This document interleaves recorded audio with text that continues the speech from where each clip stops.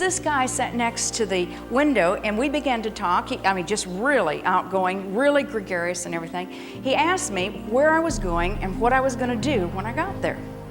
So I told him I was going to go to a prayer breakfast. He says, well, what's that? And why are you going to a prayer breakfast? And I said, well, I'm going to speak at that prayer breakfast. He says, well, what are you going to speak on? And I was going to speak on Jeremiah and Judges.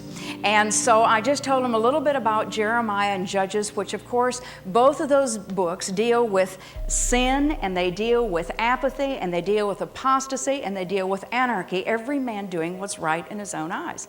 I don't know how he happened to tell me, but within the first 5 minutes of the conversation, he told me that if he had $1 for every woman that he had slept with, that he could retire. Now he's 26 years of age.